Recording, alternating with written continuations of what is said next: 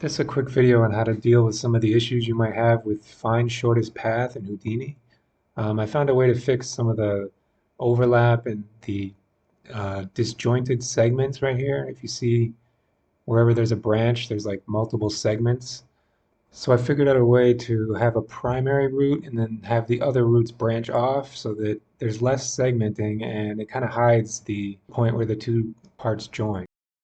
In other words, when you use find shortest path, you end up with overlapping paths like this.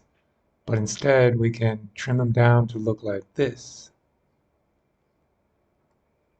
I'll show you how. All right, starting from the top, make a geometry node.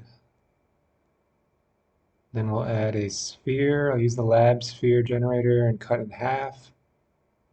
And then I'll add a divide node and use the dual mesh just to get a more interesting shape. So now we'll group the start points.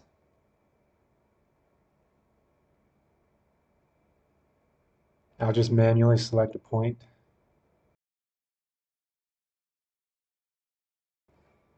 And for the endpoints, we'll just group unshared points, so we get a lot of points at the bottom.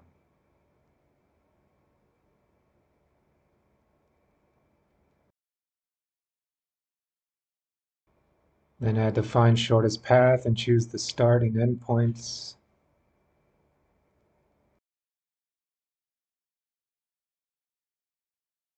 And pick any start to each end. Okay. Now I'll add a resample, but I won't do any resampling. I'm just going to enable curve view and curve number, which is useful for coloring the curves to tell them apart.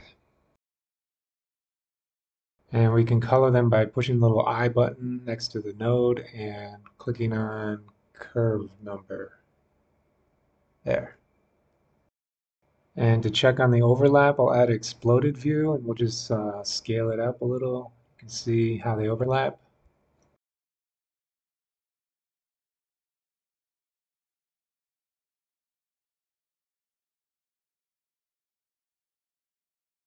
Okay, so now I'll try just fusing and sweeping and you can see the result.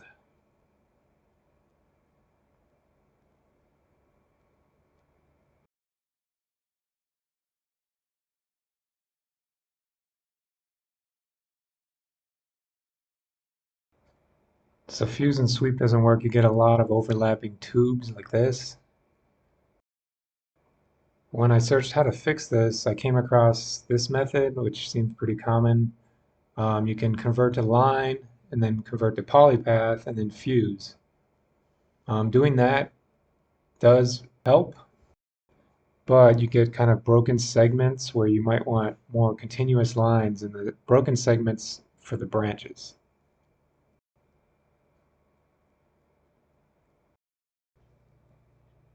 So as you can see here, you end up with broken segments at every single intersection. Doesn't look very good for this type of like low poly root system.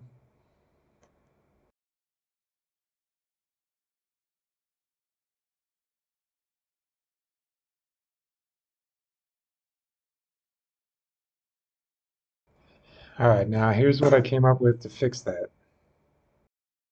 All right, put that aside. Now what I'm going to do is measure the lines and then loop through them by length. So we'll measure the length.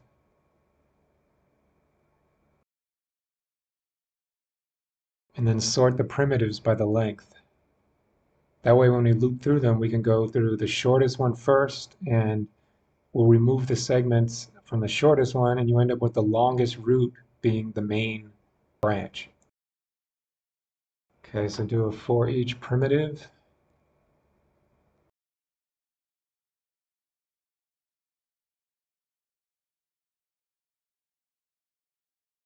And we'll need a second block begin here, because we're going to compare each line to the other lines, but the other lines that are longer than the current line.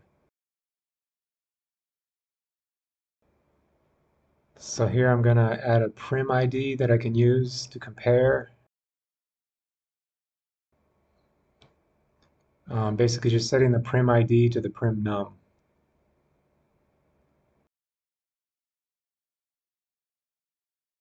And that should run on primitives.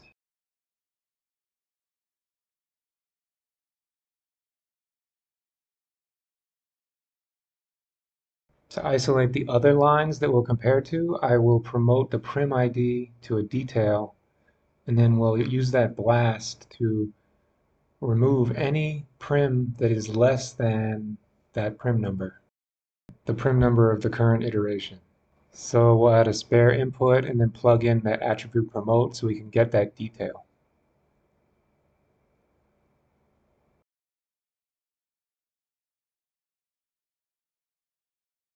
So all we got to do is see if the primnum is less than the detail primnum from the spare input.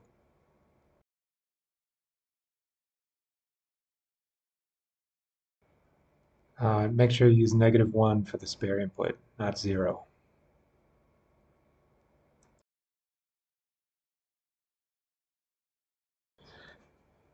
And it's not working because primitives. Oh, because for the block begin, I need to set it to fetch input. So now you can see the loop is comparing one path to the other paths, but not including itself.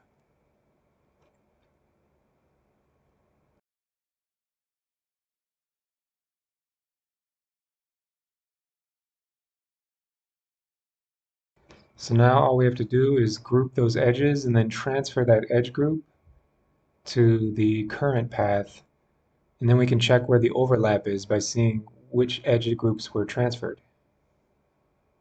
And we'll just blast those.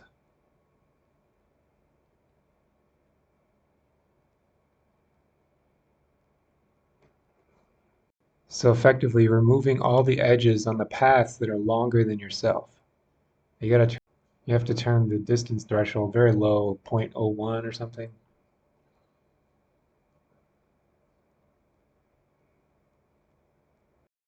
So you have to use dissolve to remove the edges, and you can choose that transferred group.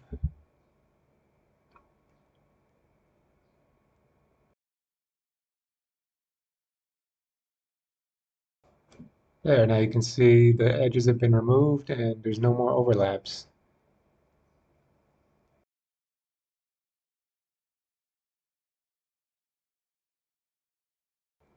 So now if we sweep that result, it should look a lot better.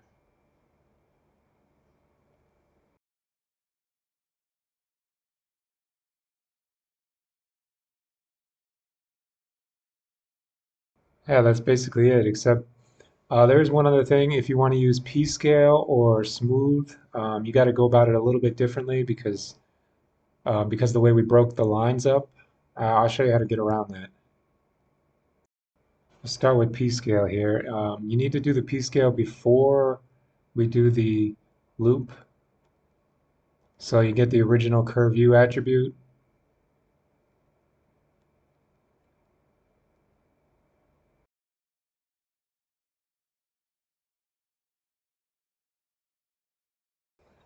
So I'll use the ramp and a scalar. And 1 minus curve view to invert the curve view.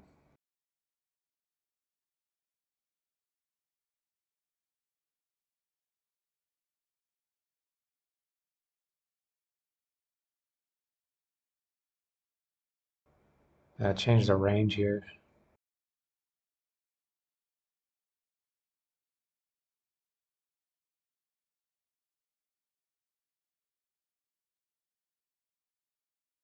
All right, so now P-scale is working. Let's add some smoothing.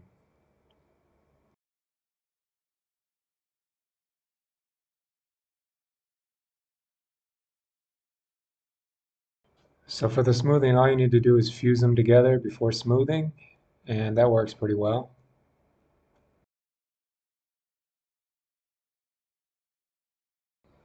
But you might notice if we increase the scale a little bit, there's some parts where the P-scale doesn't look quite right. Like it gets a little bit thinner and then fatter and then thinner. So this is because there's multiple lines, each with their own P-scale, and when they get fused together, it basically averages them. So it works better if you can take the largest p-scale and use that. So we need to basically look at each point before the fuse and get the largest p-scale for all those points that were on top of each other.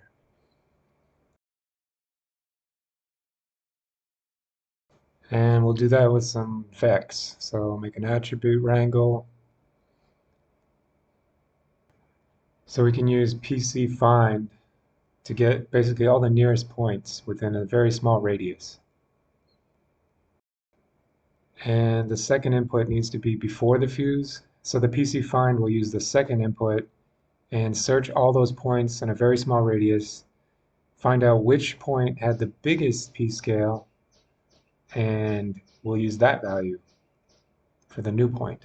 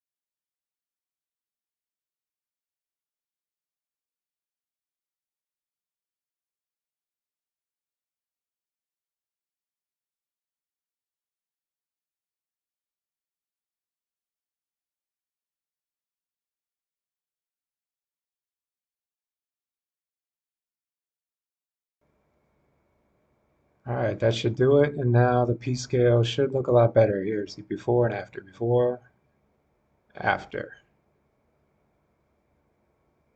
And that's it. Thanks for watching. If you know any other approaches to fixing this, let me know because I couldn't find anything else when I searched. All right, that's it.